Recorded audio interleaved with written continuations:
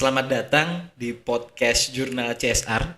Pada pagi hari ini luar biasa sekali kami bisa bertemu dengan Ibu Cut Vina Irvianti, Kepala Divisi TJSL, Manajemen Aset dan juga Umum PT Bio Farma Persero.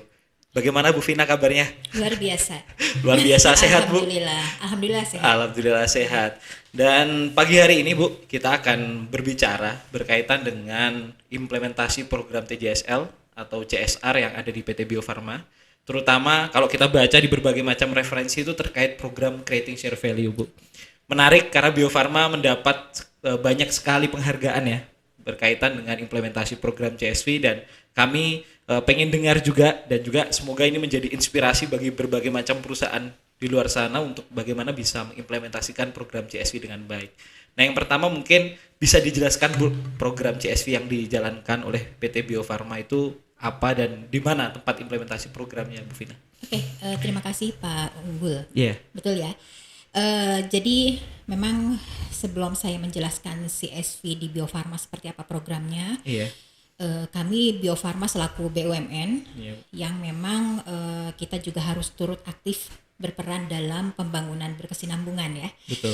Yang juga di mana di sini tujuannya adalah untuk meningkatkan kualitas kehidupan dan lingkungan. Di mana memang kita di sini juga harus berorientasi kepada selain profit tentunya. Betul. Karena kita juga merupakan BUMN ya. Selain profit juga kita ke people seperti apa dan juga planet. Planet ini artinya bagaimana juga kita berkontribusi dalam melestarikan ataupun menjaga lingkungan. Gitu ya. Nah, atas komitmen tersebutlah makanya kita juga mencari program yang tentunya kita tuangkan dalam program TJSL di Bio Farma. Yang tentunya ada hal-hal yang mana kita secara jangka pendek, jangka menengah dan jangka panjang. Oh, dipisah ya? Dipisah. Okay. Karena kan memang artinya dari strategi bisnis ataupun dari kebijakan manajemen yang tentunya ini juga akan ada dampak tentunya ya. Betul. Baik secara sosial di masyarakat maupun secara lingkungan, tentunya itu juga akibat ataupun dampak dari kebijakan korporasi. Betul. Sehingga sebelum kita melihat program ini kan memang di mana yang kita bisa berkontribusi secara CSR, di mana kita bisa berkontribusi secara CSV. Oke. Gitu. Jadi kembali kita melihat kenapa kita bisa memilih programnya CSV gitu ya. Iya, betul. Kalau saya berpandangan memang harus dua-duanya. Jadi tidak semua diarahkan ke CSR. Betul. Atau tidak semua ke CSV begitu ya Bu? Yes. Karena kan dua-duanya juga ada manfaat dan ada kelebihan dan kekurangan. Betul. Nah, sekarang juga saya fokus ke tadi ya. Kenapa sih kita juga CSV ini harus dijalankan? Di Bio Farma saat ini memang kita sudah sebetulnya CSV sendiri, boleh saya menjelaskan sedikit ya? Boleh. Jadi CSV sendiri juga kan terbagi ada 3 tipe sebetulnya ya. Jadi bagaimana satu kita bisa membuat inovasi produk baru ataupun pasar baru. Betul. Nah, ini juga merupakan CSV sehingga kita bisa mendapatkan pasar dan produk baru yang ini juga bisa bermanfaat untuk stakeholder kita lah. Tetapi di tipe kedua juga kita bagaimana juga bisa meningkatkan kompetitif perusahaan, sehingga memang di sini kita melihat sejauh mana sih efisiensinya gitu ya. Betul. Dan juga sejauh mana sih kualitas dan kuantitas dari produk ataupun dari portofolio perusahaan ini bisa memberikan efisiensi sehingga profitnya kita bisa meningkat gitu ya. Nah, yang ketiga ini tipe ini adalah bagaimana kita memberdayakan masyarakat dan juga melibatkan komunitas-komunitas yang ada di sekitar. Sehingga inilah yang bisa memberikan dampak yang jangka panjang. Betul. Gitu ya. Jadi yang dapat saya sampaikan di sini CSV saat ini di Bio Farma, contoh, saya satu aja contoh mungkin ya. Yang sedang aktif adalah kita bagaimana memberdayakan masyarakat dalam suatu program, yaitu bisa dibilang kita saat ini memang sedang menjalankan CSV untuk rumput odot, itu istilahnya ya. Nah, bagaimana rumput ini bisa menjadi program CSV? Karena ini saya baca banyak beritanya terkait rumput odot ini. Iya, boleh dijelaskan lagi Bu? Betul. Jadi tadi satu, CSV itu apa sih gitu ya?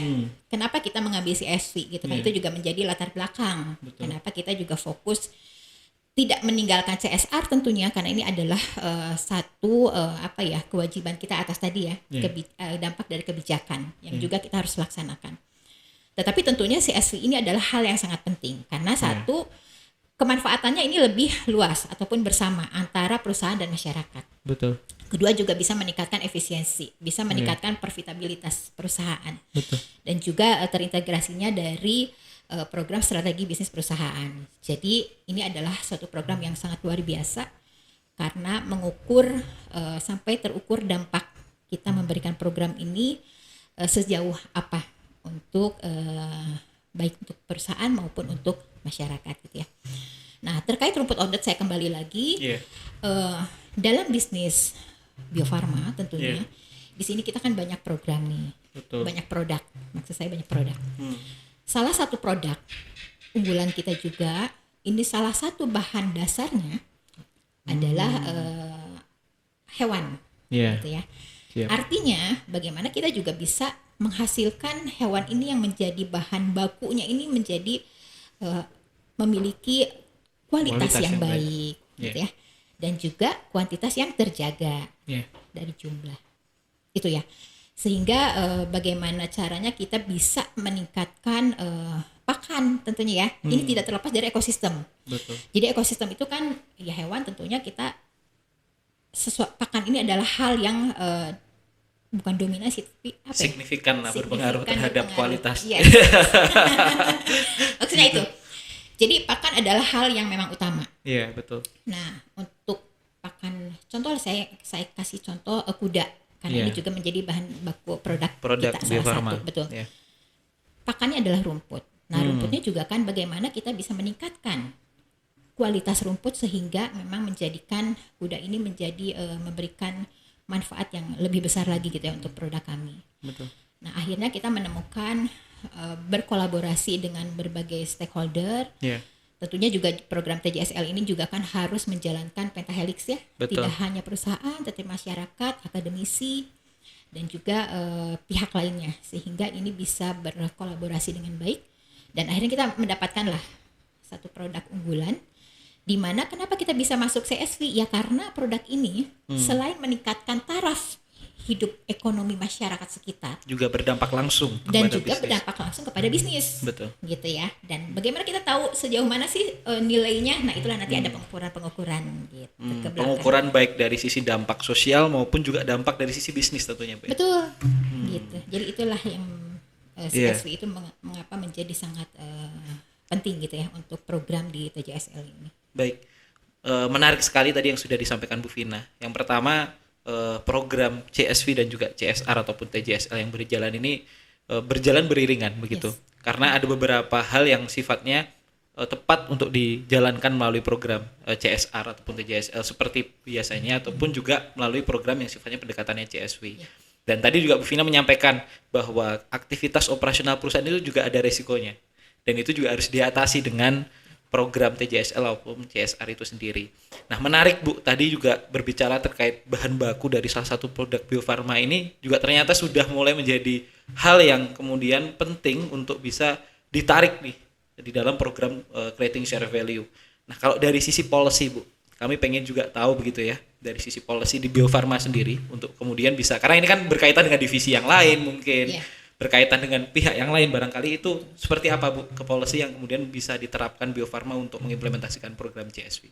Ya, tentunya memang policy ini menjadi landasan ataupun referensi kita bergerak ya. Betul. Dalam menjalankan suatu program. Betul. Jadi di biofarma sendiri tentunya kita sudah memiliki kebijakan-kebijakan kita yang sudah dituangkan dalam peraturan direksi.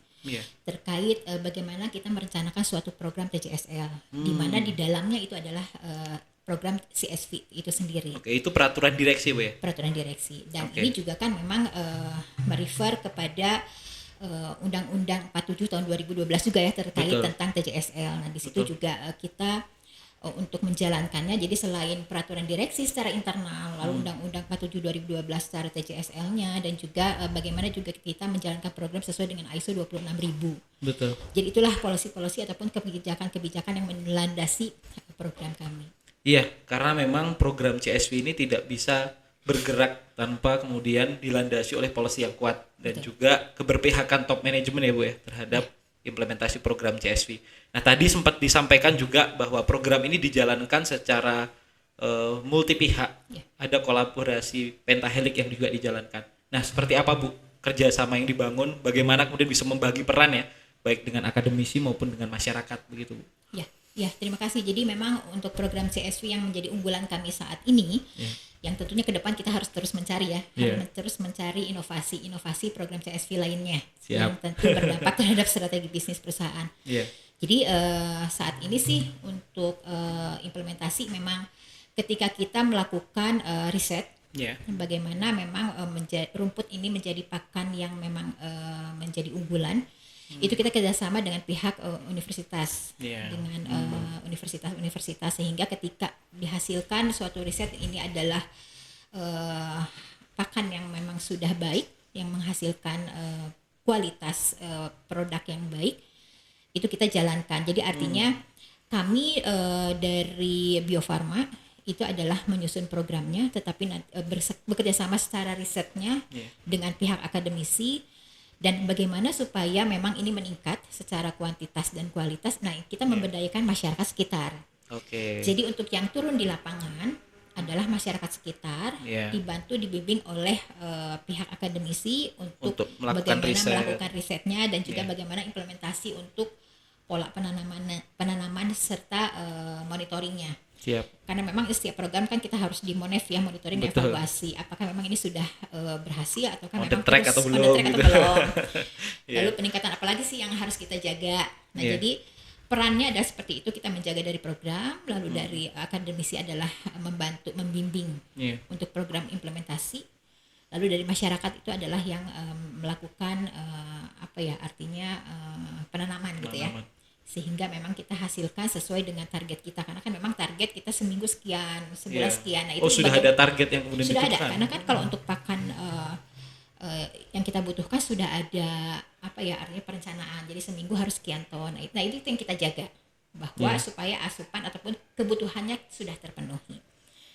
Dan juga ini tidak hanya bukan berpengaruh ya, tidak hanya bagaimana secara perusahaan tadi ya signifikan sangat membantu, tetapi di masyarakat itu sendiri seperti apa. Nah saat ini CSV kita selain rumput tersebut bisa memenuhi kebutuhan untuk perusahaan, tetapi juga mereka bisa menggunakan untuk ternak mereka di masyarakat. Nah itulah mengapa menjadi manfaat bersama. Jadi tidak hanya masyarakat menanam full untuk perusahaan, itu bukan. Kalau itu kan berarti kan bekerja untuk perusahaan kalau itu. Itu artinya bekerja untuk perusahaan. Betul. Jadi tadi definisi CSV sudah tidak kenal lagi ya. Betul. Nah jadi memang yang dapat saya sampaikan, ternak mereka juga terus meningkat. Itu terbukti juga, kita juga kan melakukan social mapping, kita melakukan evaluasi. Jadi sangat bermanfaat. Yang tadinya mereka ternaknya sekian, ternyata berkali-kali lipat mereka akhirnya bisa meningkatkan lah dari taraf kehidupan ekonominya, sehingga mereka kesejahteraannya pun meningkat. Karena terbukti juga dengan evaluasi kita mendatangi pihak-pihak masyarakat, dan mereka sangat sekali manfaatnya berbeda ketika memang tidak menggunakan rumput tersebut. Dan juga kita selain itu, nah bagaimana memberdayakan komunitas tadi, karena ini juga penting ya. Betul. Jangan sampai misalnya gini, ketika kita kebutuhannya A, padahal kita sudah A++ gitu loh, berarti kan sudah harus lebih banyak nih orang yang terlibat. Nah bagaimana kita memberdayakan di suatu kelompok masyarakat yang saat ini kita memang kemarin ini kita desa binaannya itu di Cikalongwetan lah, yang menjadi desa binaan kita. Bandung Barat ya Bu ya? Bandung Barat. Nah di situ juga kan kita tidak bisa mengandalkan orang-orang yang biasa berkebun, tetapi kan sekarang di situ banyak milenialnya. Yang dilibatkan anak-anak muda. Yang dilibatkannya anak muda. Nah bagaimana peran kita sebagai perusahaan ya di program di divisi TJSL ini adalah peran kita untuk membina milenial, mengajak mereka karena saat ini kan milenial belum tentu juga mau jadi peternak ya. Anak-anak sekarang kan itu tantangannya Bu. Itu tantangan. Sehingga ketika kita luar biasa ketika milenial peternak di Bandung Barat ini berhasil mau terlibat, sehingga kan artinya kuantitasnya untuk kebutuhan selain perusahaan dan juga untuk masyarakat sekitar juga luar biasa, sehingga di luar Bandung Barat pun sudah banyak nih teman-teman yang meminta pelatihan benchmark kepada kesana, Bu. milenial yang ada di Bandung Barat. Okay. Jadi mereka pun kan ada sedikit kebanggaan lah. Ya, lebih confident lah gitu. Ternyata tidak hanya bermanfaat untuk sekitar wilayahnya, akhirnya mereka pun dipanggil ke wilayah-wilayah lain. Nah itu juga ya mungkin itu yang dapat saya sampaikan. Iya Bu, menarik tadi yang disampaikan bahwa mungkin efek yang kemudian ditimbulkan ya Bu ya dari program CSW ini, mulai dari kemudian ada peningkatan taraf ekonomi di sana, kemudian juga akhirnya di sana berkembang menjadi pusat riset dan juga pusat pelatihan Bu. Kalau yang Ibu Vina dengar sendiri dari masyarakat Bu dengan adanya program ini seperti apa Bu testimonial mereka gitu? Apakah berdampak, oh ini peningkatan pendapatan saya akhirnya berdampak dan lain sebagainya. Mungkin ada yang pernah Ibu Vina dengar gitu Bu? Iya betul. Saya sangat mendengar langsung dari teman-teman milenial, peternak milenial ya di Cikalong Wetan Bandung Barat. Jadi dalam satu event di situ saya berinteraksi langsung dengan mereka dan mereka menyampaikan bahwa yang tadi saya sampaikan dampaknya sangat luar biasa. Yang tadinya dia punya 5 kambing, sekarang jadi 100. Jadi tidak hanya 2 kali lipat nih. Jadi sudah berlipat-lipat kali. Ya otomatis dari situ taraf ekonomi pun meningkatnya luar biasa drastis lah untuk mereka, untuk wilayah di situ. Untuk pakan itu untuk kambing dan untuk sapi juga atau seperti apa? Untuk semua, untuk masyarakat. Hewan yang istilahnya saya lupa, tetapi yang berbadan 2 apa saya istilah ilmiah saya lupa. Jadi tidak hanya untuk sapi, kuda, kambing, hewan apapun yang bisa untuk mengkonsumsi rumput itu. Betul. Jadi tidak terbatas hanya satu hewan ya.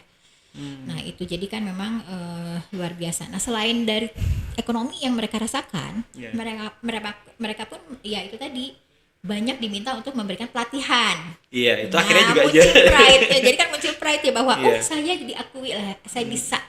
Artinya kan tidak sebatas wilayah itu, tetapi manfaat ini sudah meluas. Ya diharapkan kita sih tidak nasional tapi lintas global pun kita harapkan begitu ya.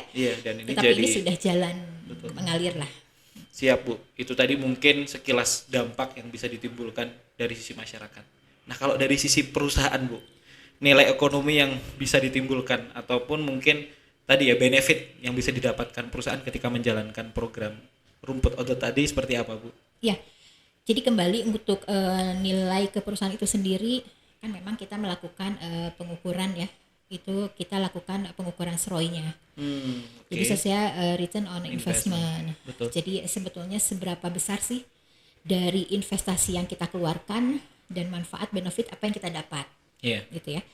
Jadi kan selama ini juga satu dari nilai pakannya yang tadinya kita mencari keluar, akhirnya kita bisa memproduksi sendiri. Itu juga ada ada dampak efisiensi lah dari situ. Itu satu. Kedua, dari kualitas. Dari kualitas hewan yang kita gunakan juga ini kan menjadi meningkat. Jadi yang ini di sini berdampak kepada yieldnya. Yang tadinya misalnya sekian, kita yieldnya meningkat. Nah itu otomatis kan juga ini bisa memberikan ke produk, ke nilai produk ataupun ke HPP produk lah, sehingga sangat jelas dengan adanya program ini sangat membantu dari sisi profitabilitas. Satu dari efisiensi penggunaan pakan, kedua dari hasil efisiensi, sehingga kan pendapatan bisa meningkat. Dan pengukuran untuk rumput ini kita sudah ukur, dan memang yang kita ukur adalah sudah 1:7. Walaupun SROI itu kan 1:1 saja sudah baik. Sudah baik, karena dianggap impas lah gitu. Jadi kalau ini kita sudah ukur di 7 lebih. Skornya sudah 7 lebih ya. Skornya sudah 7 lebih dan kita selalu tingkatkan terus ya. Mudah-mudahan ini akan terus meningkat ya. Dan melalui SROI juga akhirnya bisa menjadi rekomendasi ya Bu ya, untuk kemudian mengisi apa yang kemudian bisa ditingkatkan di tahun-tahun selanjutnya. Nah, tadi berbicara terkait efisiensi Bu, yang menjadi salah satu hal yang kemudian signifikan ya di dalam program CSW ini, berkontribusi terhadap perusahaan.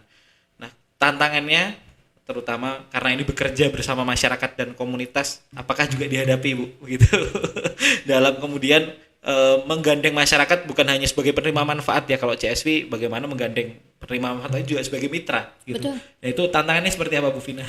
Tantangannya pasti adalah setiap ini Yeah. setiap program, karena artinya begini, ketika mereka pun masyarakat kan ya itu tadi kembali kemanfaatannya tidak hanya untuk perusahaan, mereka pun harus mendapatkan. Betul. Nah dari masyarakat sih memang kemarin juga banyak permintaan, akhirnya bagaimana tidak hanya di Bandung Barat dong, Minta diperluas lagi di lokasi-lokasi supaya yang lain. yang menerima manfaat akan lebih banyak lagi. Nah artinya kan di sini juga kita tantangan artinya dalam rangka ya program kita berarti kan harus ditingkatkan terus ya. Betul. Tidak hanya satu desa binaan, kita harus juga menambah beberapa desa binaan. Ya syukur-syukur kalau misalnya tambah luas itu juga akan memberikan manfaat lebih luas lagi. Betul. Ya. Dan juga untuk itulah tantangannya. Artinya ke depan juga kita harus tahu seberapa besar juga sih yang dibutuhkan perusahaan juga, sehingga kita pun harus menjaga nih. Iya. Kalau kualitas turun, ya otomatis kuantitas pun turun gitu ya. Nah itu tantangannya satu terhadap masyarakat. Menyeimbangkan itu. Menyeimbangkan. Tapi kita juga harus menjaga kualitas dan kuantitas. Betul. Berarti rencana ke depan akan mungkin mempertimbangkan untuk bisa menggandeng rencana desa binaan baru lagi ya Bu ya. Betul. Oke. Itu menjadi kabar baik karena dampaknya akan semakin luas lagi Bu. Kemudian balik pada program CSV sendiri Bu yang dijalankan. Karena kita lihat sekarang implementasi program TJSL itu juga kemudian harus merefer ya di dalam capaian pembangunan berkelanjutan. Nah, kalau menurut Bu Vina nih, bagaimana korelasi antara implementasi program Creating Share Value dengan pencapaian tujuan pembangunan berkelanjutan atau SDGs Bu? Iya. Jadi betul untuk program TJSL ini kita kan juga mengacu ke SDGs ya. Betul. Di mana di situ ada 17 program SDGs. Iya. Di mana memang secara target banyak banget sebetulnya dari SDGs ini 169 kalau nggak salah 169 target yang harus tercapai di 2030.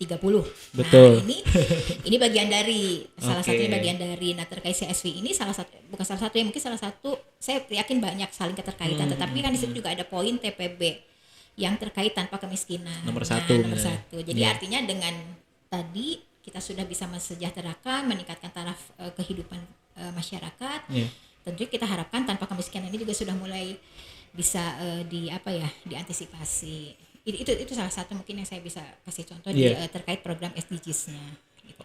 Oke. Mungkin yang pengen kami tanya juga Bu, dengan menggandeng masyarakat sebagai mitra dalam proses bisnis perusahaan itu artinya memungkinkan ya Bu ya. Kalau menurut Bu Vina artinya memungkinkan untuk kemudian menggandeng masyarakat sebagai bagian dari proses bisnis perusahaan Bu? Sangat memungkinkan. Oke. Karena ini yang kemudian sebetulnya banyak menjadi keraguan ya di dalam implementasi program CSV, dan Bio Farma sudah membuktikan itu gitu Bu. Masuk ke dalam bahan baku, peningkatan kualitas bahan baku dan lain sebagainya. Kami pengen dengar harapannya Bu Vina terkait implementasi program CSV di Bio Farma ke depannya seperti apa dan di seluruh Indonesia Bu. Harapannya seperti apa? Iya, harapan kami sih sebetulnya program CSV ini akan terus berkelanjutan, artinya tidak cukup hanya satu program ya yang menjadi unggulan, tapi ini juga kita terus menerus mencari program CSV karena itu tadi kembali bahwa kemanfaatan dari CSV ini sangat besar.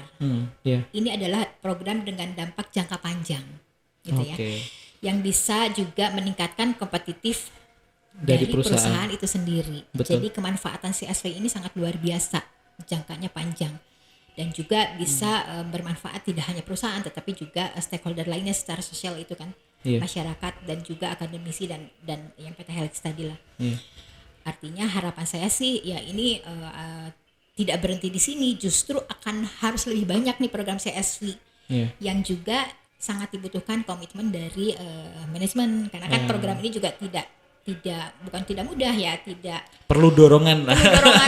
Perlu dorongan, perlu support gitu. Betul. Ya. Karena kan memang di sini juga ada nilai gitu ya. Walaupun nanti returnnya kan ada gitu ya. Betul. Sebetulnya. Nah, ini yang harus menjadi tantangan kami juga untuk menyampaikan program CSV ini dampaknya seperti apa, sehingga diharapkan kalau kita sampaikan manajemen pun akan lebih clear gitu ya, akan lebih bisa menerima, dan akhirnya dengan tujuan yang menurut saya sih ini luar biasa, tujuan yang sangat bermanfaat.